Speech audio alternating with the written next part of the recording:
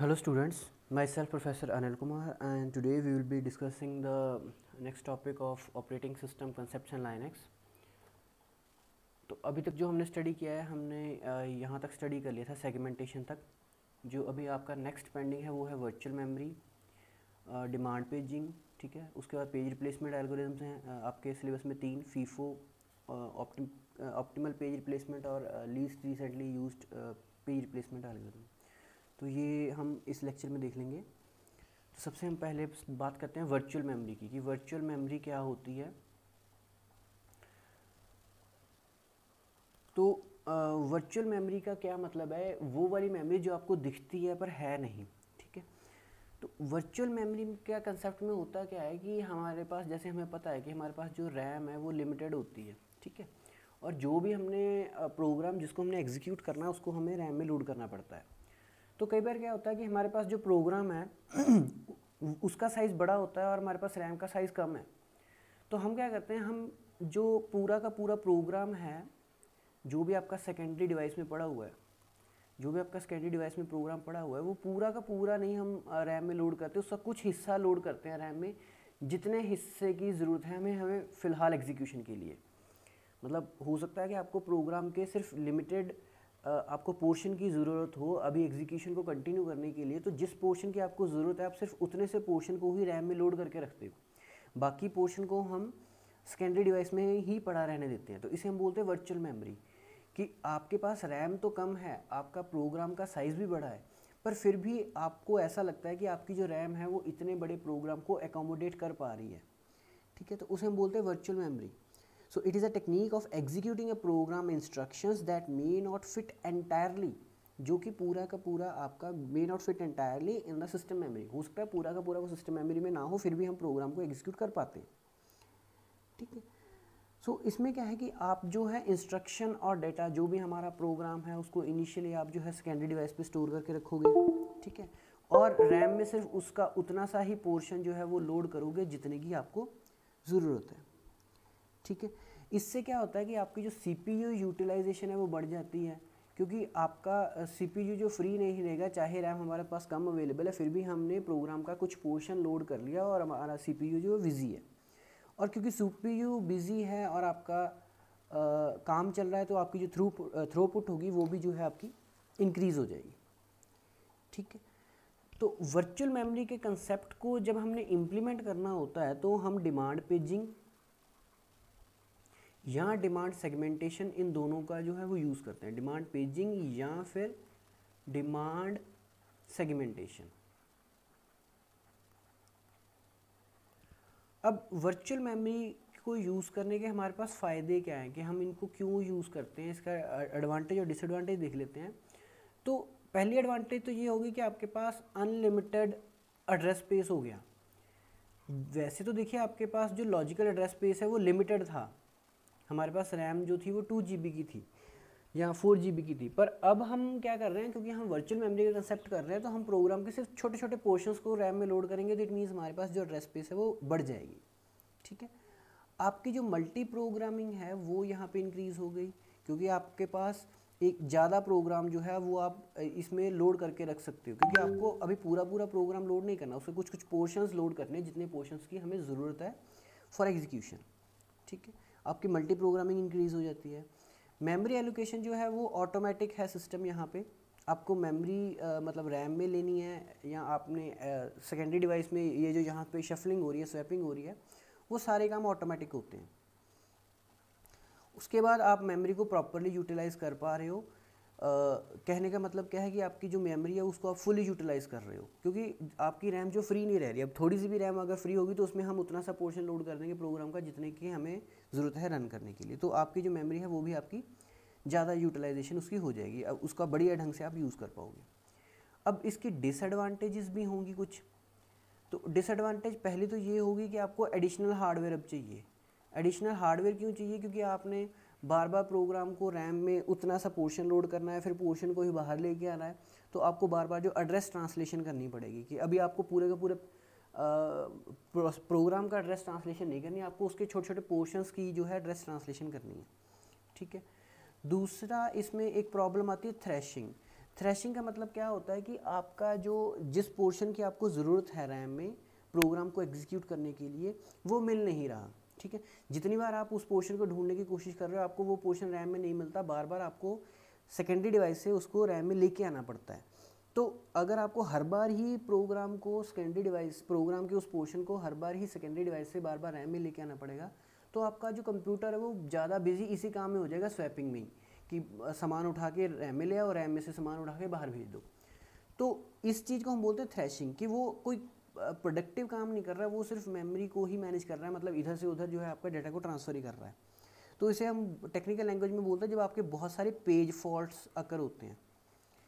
Page fault का मतलब क्या है, पेज होता है आपका एक लॉजिकल हिस्सा, जिसे हम पोर्शन अभी तक बोल रहे थे, तो टेक्निकली हम बोलेंगे उसको पेज, मतलब प्रोग्राम को जो है अब हम छोटे छोटे पेजेस में जो है वो तोड़ देंगे, ठीक है। तो जब कभी पेज आपका रैम में नहीं मिलता तो उसे हम बोल देते हैं पेज फॉल्ट। तो अगर बहुत ज़्यादा पेज फॉल्ट होता है तो इट मीन्स आपका पेज मिल नहीं रहा, आप पेज को लेके आ रहे हो, फिर जगह खाली कर रहे हो, फिर पेज को लेके आ रहे हो, तो उसे हम बोल देंगे थ्रैशिंग, ठीक है। तो ये इसकी दो डिसएडवांटेजेस हो गई। नेक्स्ट आता है अब डिमांड पेजिंग। अब डिमांड पेजिंग क्या है?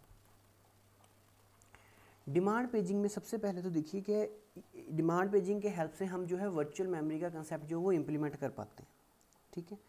So virtual memory demand paging क्या है? आपका कॉम्बिनेशन है पेजिंग प्लस स्वैपिंग। पेजिंग मतलब आपने प्रोग्राम को छोटे छोटे पेजेस में तोड़ लिया, और स्वैपिंग मतलब आप जिस पेज की ज़रूरत है आपको एग्जीक्यूशन के लिए आप उसको रैम में लेके आ रहे हो, और जिसकी ज़रूरत नहीं है उसको वापस लेके जा रहे हो। तो ये लेके आना और लेके जाने को हम स्वैपिंग बोल देते हैं, और प्रोग्राम को पेजेस में तोड़ना उसे हम बोल देते हैं पेजिंग, ठीक है। तो जैसे हमने पहले बात की कि स्टार्टिंग में आपका क्या होगा, सारे के सारे जो आपके प्रोग्राम होंगे वो सेकेंडरी स्टोरेज डिवाइस में स्टोर होंगे, ठीक है। यहाँ पे मान लीजिए ये प्रोग्राम 1 है, मैं PR1 लिख रहा हूँ, तो इसके पेजेस हो गए, ठीक है, पेज 1, पेज 2, पेज 3, इस तरह, ठीक है। वैसे तो हमने यहाँ पे फ्रेम्स और पेजेस का कंसेप्ट पढ़ा था, ठीक है। तो अभी ये हमने अगर यहाँ पे हमने इसको पेजेस में डिवाइड कर लिया फिलहाल, जो आपका प्रोसेस है या आपका जो भी प्रोग्राम है ना। तो अब जिस वाले पेज, जैसे ये पेज नंबर 1 है, ये 2 है, 3 है, ये 4 है, और ये मान लीजिए आपकी रैम है, तो डिमांड पेजिंग में क्या होगा कि इसका पहला रूल तो सिंपल है कि हमने सिर्फ प्रोसेस के उन्हीं पेजेस को रैम में लेके आना है जिसकी हमें ज़रूरत है। Only those pages of the process will be brought into the memory that are required, जिनकी हमें ज़रूरत है। जिनकी ज़रूरत नहीं है वो सारे के सारे आपके सेकेंडरी मेमोरी में जो है पड़े रहेंगे, ठीक है। तो इसको यहाँ पे लेके आने की जो ड्यूटी होती है वो पेजर हमारे पास होता है एक, ठीक है। एक प्रोसेस होता है जिसे हमने पेजर नाम दे दिया। तो पेजर क्या करेगा, जिस पेज की ज़रूरत है उसको उठा के रैम में ले आएगा, ठीक है।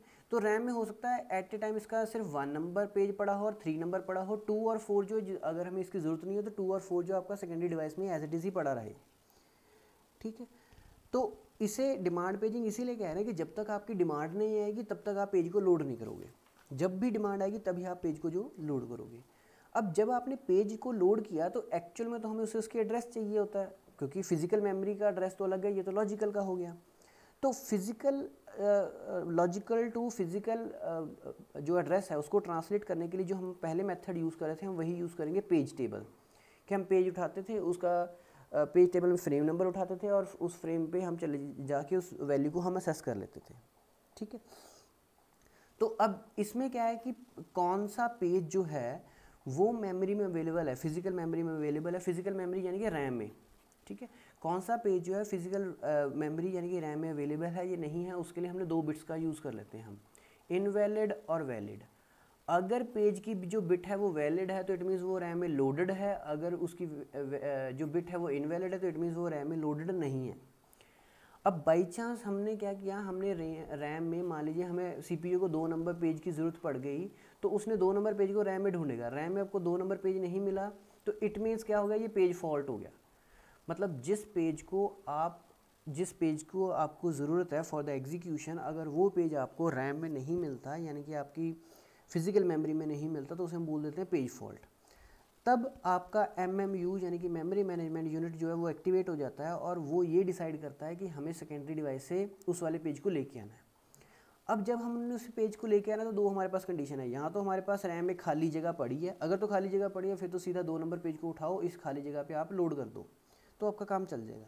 दूसरा केस क्या हो सकता है कि आपका जो रैम है वो फुल है, मान लीजिए मेरे पास ये रैम है, इसमें 2 ही जगह थी, एक में 1 थी, एक में 3 लोडेड हो गया, अब 2 को मुझे लेके आना है पर ये ऑलरेडी फुल है। तो जब ये फुल है तो इसमें से एक को बाहर निकालना पड़ेगा। अब किसको बाहर निकालना है उसके लिए हमारे पास एल्गोरिदम्स होते हैं, जो हमने पेज रिप्लेसमेंट एल्गोरिदम पढ़ने हैं। तो इसमें से किस पेज को बाहर निकालना है, कोई एक पेज को हम बाहर निकालेंगे तो वो जगह खाली हो जाएगी, उसकी जगह हम सेकंड वाले पेज को लेके आएंगे। तो ये सारा काम हो गया आपके मेमोरी यूनिट का। मेमोरी मैनेजमेंट यूनिट का काम कब शुरू होगा, जब आपका पेज फॉल्ट जो वो अकर हो जाएगी। ठीक, जैसे ये डिमांड पेजिंग होती है ऐसे ही एक प्योर डिमांड पेजिंग होती है। अब पेजिंग और प्योर डिमांड पेजिंग में डिमांड पेजिंग और प्योर डिमांड पेजिंग में सिर्फ इतना ही फ़र्क है कि प्योर डिमांड पेजिंग में हम इनिशियली भी कोई आपका पेज जो है वो लोड नहीं करते। ठीक है, मतलब स्टार्टिंग में आप जैसे मान लो कि आप इनिशियलाइज कर रहे हो किसी वैल्यू को, जैसे हम इनिशियलाइजेशन पढ़ते थे तो हम क्या करते थे, स्टार्टिंग में एक वैल्यू दे देते थे। तो अब यहाँ भी क्या है कि डिमांड पेजिंग तो वही है कि पेज उसी पेज को लोड करना है जिसकी डिमांड है, पर प्योर डिमांड पेजिंग में क्या है कि आपकी स्टार्टिंग में रैम को हम बिल्कुल ही खाली रखते हैं, हम पहले पेज को भी लोड नहीं करते। इट मीन्स जब भी आप किसी प्रोग्राम को रन करोगे तो फर्स्ट टाइम हमेशा आपका पेज फॉल्ट जो है वो अकर होगा, मतलब पहली बार आपका पेज फॉल्ट जो है वो एग्जीक्यूट होगा, या कह लो पेज फॉल्ट होएगा। पेज फॉल्ट होगा तो इट मीन्स आपकी जो परफॉर्मेंस है वो डिग्रेड हो जाएगी, क्योंकि हर बार जब भी प्रोग्राम को रन करोगे पहली बार आपकी परफॉर्मेंस जो वो डिग्रेड होगी। हर पहली बार आपको पेज फॉल्ट मिल रहा है तो इट मीन्स आपकी परफॉर्मेंस डिग्रेड होगी। पर इसमें क्या होता है, इफेक्टिव मेमोरी एसेस होता है वो आपका बढ़ जाता है। इफेक्टिव मेमोरी एसेस मतलब आपको एक्चुअल में पेज को असेस करने में कितना टाइम लगता है वो आपका जो है वो इम्प्रूव हो जाता है। ठीक है, सॉरी, आपकी परफॉर्मेंस डिग्रेड हुई, क्यों हुई, क्योंकि आपका इफेक्टिव मेमोरी एड्रेस जो है वो इंक्रीज़ हो गया, क्योंकि पहली बार आपका पेज फॉल्ट अकर हुआ तब आपको पेज को ढूंढना पड़ेगा, उसको पेज को दोबारा लोड करना पड़ेगा, तो उस केस में आपका इफेक्टिव मेमोरी एसेस जो है वो बढ़ जाता है। ठीक है, अब ये पेज रिप्लेसमेंट एल्गोरिदम जो है वो हम देखते हैं क्या है आपके पास। सबसे पहले हम इसकी इंट्रोडक्शन सी ले लेते हैं पहले। अब पेज रिप्लेसमेंट एल्गोरिदम का मतलब क्या है कि जब भी कभी भी आपका पेज फॉल्ट हो और आपका जो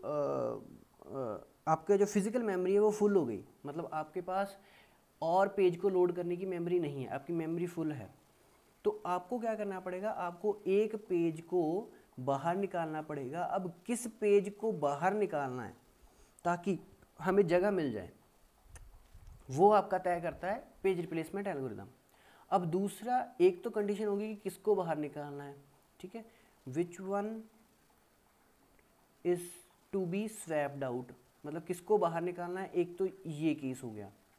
अब दूसरा केस क्या हो गया, जिसको आप बाहर निकाल रहे हो अगर उस पेज के ऊपर कुछ मॉडिफिकेशन होगी, अगर वो मॉडिफाइड पेज है, मतलब क्योंकि हमने रैम में लोड किया तो जब हम काम कर रहे हो तो रैम में हो सकता है उसकी वैल्यू अपडेट होगी या उसमें कुछ मॉडिफिकेशन कर दी, अगर तो वो मॉडिफाइड है तो उसको हमें रीराइट करना पड़ेगा सेकेंडरी डिवाइस में। जब आपको सेकेंडरी डिवाइस में उसको लेके जाओगे तो उसको आपको रीराइट करना पड़ेगा।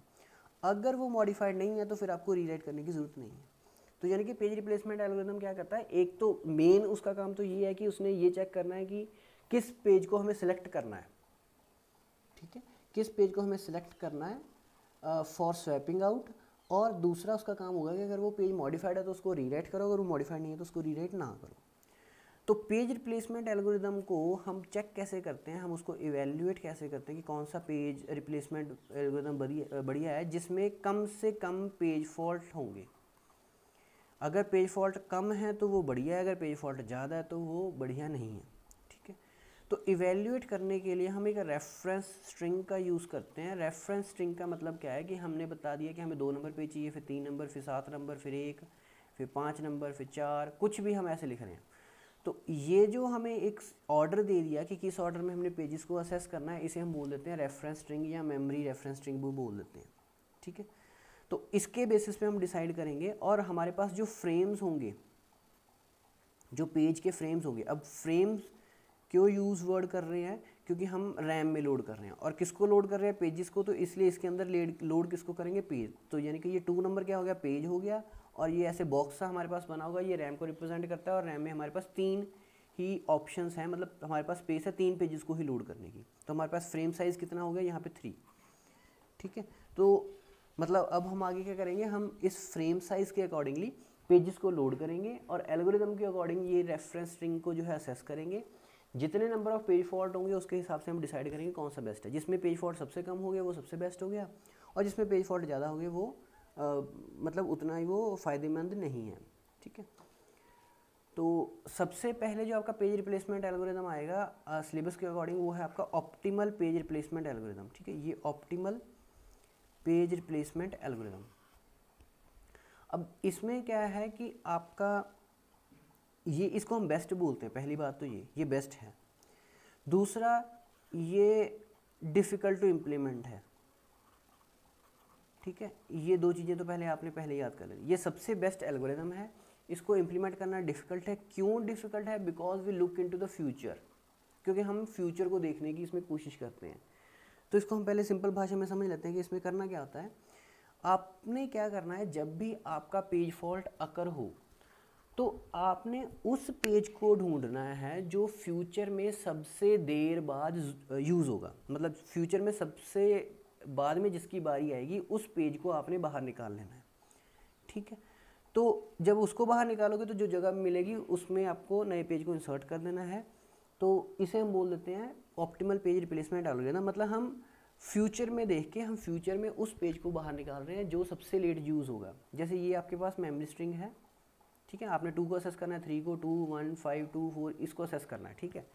और हमारे पास स्टार्टिंग में जो है ये खाली था, ये मेमोरी जो है ये खाली थी, ठीक है। ये हमारे पास 3 फ्रेम है, ठीक है। 1 हो गया, 2 हो गया, 3 हो गया, मतलब हमारे पास मैक्सिमम 3 पेजेस आ सकते हैं एट ए टाइम।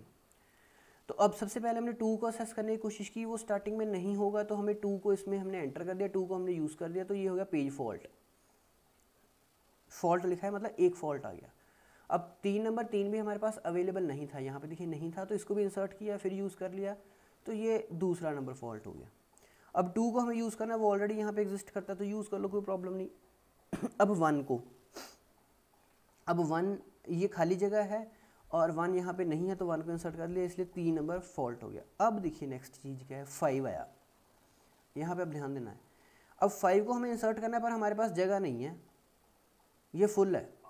अब इसमें से किसको निकालना है, जिसका नंबर सबसे लेट आ रहा है। अब देखिए 2 का नंबर जल्दी आ गया, इसमें से देखो 2 का नंबर जल्दी आ गया, आगे फ्यूचर में देखना, आगे को देखना है। 2 का नंबर जल्दी आ गया, उसके बाद 3 का नंबर ज़्यादा जल्दी आ गया, 1 का नंबर आया ही नहीं, इसलिए हमने 1 को बाहर निकाल दिया, क्योंकि 1 सबसे लेट यूज़ होगा, बाई चांस यहाँ पे तो यूज़ ही नहीं हो रहा है इसलिए उसको निकाल दिया। तो अब 5 आ गया। अब आगे 2 को असेस कर लिया, 2 हमारे पास अवेलेबल था, ठीक है ओके। अब जैसे 4 की बारी है, ठीक है, अब ये फिर फिल है। अब देखो ये फिल है तो हमने क्या देखना, पहले 2 का नंबर आ रहा है यहाँ पे, इस पोजीशन पे, ये पोजीशन पे आपका 2 नंबर आ रहा है ना।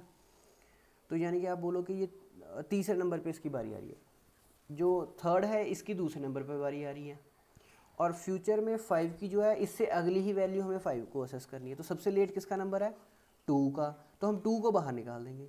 आपने 2 को बाहर निकाल दिया और उसकी जगह आपने 4 को डाल दिया, ठीक है। तो ये हो गया पेज ऑप्टिमल, मतलब हम फ्यूचर में देख रहे हैं जिसका सबसे लेट बारी आएगी उसको बाहर निकाल दो।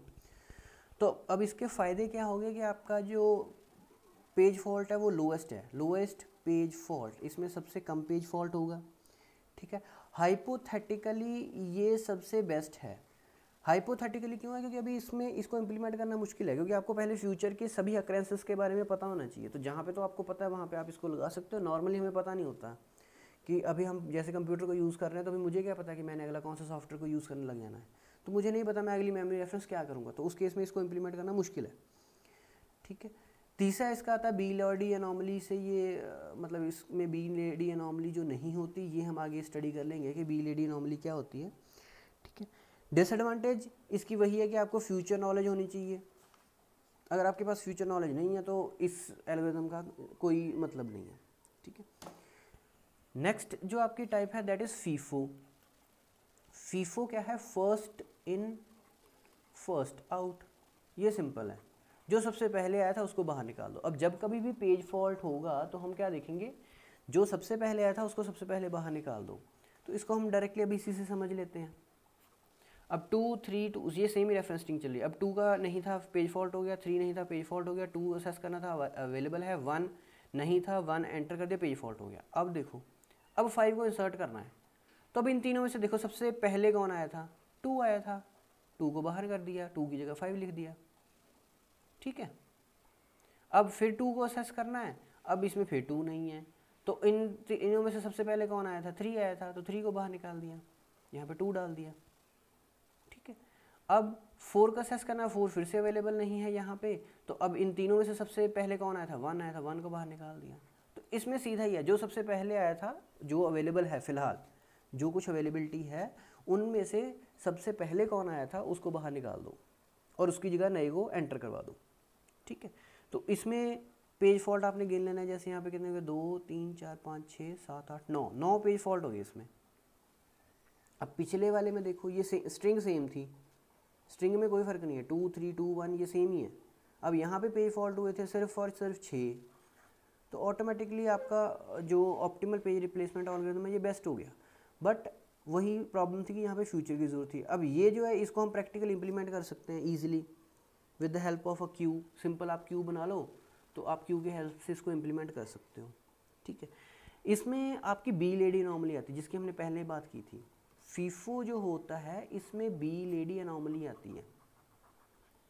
बी लेडी अनोमली का क्या मतलब होता है कि आपको क्या लगता है स्टार्टिंग में, जैसे पिछले केस में हमारे पास फ्रेम साइज था 3, हमारे पास जो फ्रेम था, हमारे पास 3 फ्रेम्स अवेलेबल थे, है ना। अगर आपके दिमाग में आता है कि अगर मैं ये फ्रेम साइज़ को बढ़ा दूं, अगर ये मैं 4 कर दूं, तो हमारे पेज फॉल्ट जो है वो कम होने चाहिए, क्योंकि आपके पास अभी अकोमोडेशन ज़्यादा होगी, आपके पास ज़्यादा पेजेस लोड हो सकते हैं, तो आपकी पेज फॉल्ट जो है वो कम होनी चाहिए। पर कई बार क्या होता है, इससे उल्टा हो जाता है। अगर आपने फ्रेम साइज़ बढ़ा दिया तो आपका पेज फॉल्ट भी जो है वो बढ़ जाता है। तो उसे हम बोलते हैं बी लेडी अनोमली, कि आपने फ्रेम बढ़ाया ये सोच के कि पेज फॉल्ट कम होगा, पर आपके ने जब आपने फ्रेम साइज़ बढ़ाया ये सोच के कि पेज फॉल्ट कम होगा, पर हो उल्टा गया, आपने फ्रेम का साइज़ भी बढ़ा दिया और पेज फॉल्ट भी बढ़ गए। जैसे यहाँ पे देखिए, अब यहाँ पे क्या है, ये देखिए यहाँ पे, अब यहाँ पे फ्रेम साइज़ है 3 और पेज फॉल्ट कितने आ रहे हैं, 9। आप इसको कैलकुलेट करके देख लेना, मैं भी इसको ये प्रैक्टिकल करके नहीं दिखा रहा, आप ये करके देख लेना। अब ये स्ट्रिंग है, जब आप इसको एसेस करोगे तो आपके पेज फॉल्ट 9 आएंगे। अब आपने इस फ्रेम साइज़ को बढ़ा दिया ये सोचे कि आपके पेज फॉल्ट कम होंगे, ये आपने फ्रेम साइज़ बढ़ा दिया, पर आपके नंबर ऑफ़ फॉल्ट कितने हो गए, अब 10 हो गए। तो कहने का मतलब क्या है कि आपका फ्रेम साइज़ तो बढ़ गया पर आपके पेज फॉल्ट कम हो गए। अब ये ज़रूरी नहीं है कि ये हमेशा होगा, it depends upon the string, reference string के ऊपर डिपेंड करता है। अब ये जो पहले वाली स्ट्रिंग थी, अगर इस केस में आप 4 ले लोगे ना, तो आपका, अगर यहाँ पे आप 4, ये 3 की जगह 4 लेके इसको कैलकुलेट कर लेना, अगर 3 की जगह इसको 4 लोगे तो इसमें 6 आएगा, इसका जो पेज फॉल्ट है वो 6 आएगा, यानी कि ऑप्टिमल पेज रिप्लेसमेंट के एल्गोरिथम के बराबर आ जाएगा इसका, ठीक है। तो इस केस में तो ये काम कर गया कि आपने फ्रेम साइज़ बढ़ाया और आपके पेज फॉल्ट कम हो गए, तो इट वाज ओके। पर इस केस में ये उल्टा हो गया, तो इट मीन्स इसका ये हमेशा रूल नहीं है कि अब जब आप पेज फ्रेम्स बढ़ाओगे तो आपका पेज फॉल्ट बढ़ेगा। It depends upon the string, आपकी मेमोरी रेफरेंस स्ट्रिंग जो है उसके ऊपर डिपेंड करता है। कई बार आपकी मेमोरी रेफरेंस स्ट्रिंग ही ऐसी होती है कि उसमें आपकी बी लेडी अनोमली आ जाती है, तो इसे हम बोलते हैं बी लेडीज अनोमली, ठीक है। कि आपका it is simple and easy to. अब इसके एडवांटेजेस देखो, मतलब फीफो की एडवांटेज क्या हो गया, सबसे ईजी है, ठीक है, आप कोडिंग इसकी इजीली कर सकते हो। डिसएडवांटेज इसकी यही है जो हमने अभी पढ़ी है, डिसएडवांटेज आपकी है बी लेडी अनोमली, ठीक है, कि आपने फ्रेम साइज़ बढ़ाया, आपने साइज़ बढ़ा दिया, आपने सोचा कि अब पेज फॉल्ट कम हो गए, पर पेज फॉल्ट उससे भी ज़्यादा हो गया, मतलब आपने इनकम आपने बढ़ा दी, आपके खर्चे उतने ज़्यादा बढ़ गए, ठीक है। मतलब आप सोच रहे थे कि अगर मेरी इनकम बढ़ेगी तो मेरी सेविंग बढ़ेगी, पर हुआ क्या कि आपने इनकम बढ़ा दी और आपकी जो खर्चे बढ़ गए, सेविंग फिर कम हो गई, ठीक है। इसलिए इसको बी लेडी अनोमली, ये इस तरह आप इसको रिलेट कर सकते हो। अब जो लास्ट है इसकी टाइप है वो है LRU, ठीक है। LRU मतलब होता है least recently used, least recently used. अब ये वाला जो है ये ऑप्टिमल पेज से थोड़ा सा बेटर है इन द सेंस कि इसको हम इम्प्लीमेंट ईजी कर सकते हैं, ईजी टू इम्प्लीमेंट, या ये कह सकते हो ये प्रैक्टिकल है, क्योंकि इसमें क्या करना है, आपने उसको उठाना है जो सबसे रिसेंटली यूज़ नहीं हुआ, यानी कि आपने पास्ट में देखना है, आपने फ्यूचर को नहीं देखना, आपने पास्ट को देखना है, ठीक है। तो जो सबसे लेट यूज़ हो रहा है उसको बाहर निकाल दो। जैसे इसमें देखो क्या है, ये 2 था, नहीं था, आ गया, 3 नहीं था, पेज फॉल्ट हो गया, अब 2 को असेस किया, असेस हो गया, 1 यहाँ पे आ गया। अब 5 के केस में देखो, अब पीछे को देखना है। अब 1 जो था वो रिसेंटली यूज्ड हुआ है, ठीक है। 2 उससे भी रिसेंटली यूज्ड हुआ है, मतलब हमने 2, 3 और 1 में से डिसाइड करना है किसको बाहर निकालना है। तो 2 ये 1 अभी रिसेंटली यूज्ड हुआ है, पीछे को देख लो, 1 की हमारे पास अभी रिक्वेस्ट आई थी, 2 की उससे थोड़ी देर पहले आई थी, अब 3 की सबसे पहले आई थी। तो जिसकी सबसे पहले आई थी यानी कि जो सबसे लीस्ट रिसेंटली यूज्ड है उसको बाहर निकालो। तो 3 को बाहर निकाल दिया इन्होंने, 5 को एंटर कर दिया। अब 2 को असेस करना कर लिया। अब 4 को देखिए, अब 2, 5, 1 में से गिनना है हमने किसको बाहर निकालना है। तो 2 भी रिसेंटली यूज्ड है, 5 उससे भी ज़्यादा रिसेंटली, सॉरी 2 सबसे ज़्यादा रिसेंटली यूज्ड है, 5 उससे लेट रिसेंटली यूज्ड है, और ये सबसे लेट हो गया, लीस्ट हो गया ये, तो इसलिए 1 को निकाल दिया इन्होंने, 1 को निकाल दिया, 5 को एंटर कर दिया, ठीक है। जैसे अब 3 के केस में था, तो यहाँ से अभी हमें डिसाइड करना था 2, 5 और 4 में से किसको बाहर निकालना है। तो 5 रिसेंटली यूज्ड है, 4 भी रिसेंटली यूज्ड है, 2 बहुत लेट है, तो 2 को बाहर निकाल दो, ठीक है। अब जैसे अब 2 का नंबर आया, अब 2 का नंबर आया तो 3 रिसेंटली यूज्ड था, 5 भी रिसेंटली यूज था, 4 नहीं था, तो 4 को बाहर निकाल दिया इस केस में। तो इसमें क्या है, हमने लीस्ट रिसेंटली यूज करना होता है, तो इसको आप इजीली इंप्लीमेंट कर सकते हो। आप काउंटर लगा सकते हो या टाइमर लगा सकते हो। तो हर बार आपने क्या देखना है, आपने टाइम को देखना होता है, जिसका टाइम सबसे पीछे होगा उसको बाहर निकाल दो, ठीक है। और इसको आपको इम्प्लीमेंट आप इजीली कर सकते हो with the help of counters, ठीक है। अब इसकी एडवांटेजेस क्या होगी कि इसमें आपकी बीलेडी अनोमली नहीं होती, ठीक है। इसको इम्प्लीमेंट करना जो वो ईजी है, फिजिबल टू इम्प्लीमेंट, वो मैंने पहले बात कर दी थी कि इसको आप इम्प्लीमेंट कर सकते हो, इम्प्लीमेंट जो है आप इसको ईजिली कर सकते हो।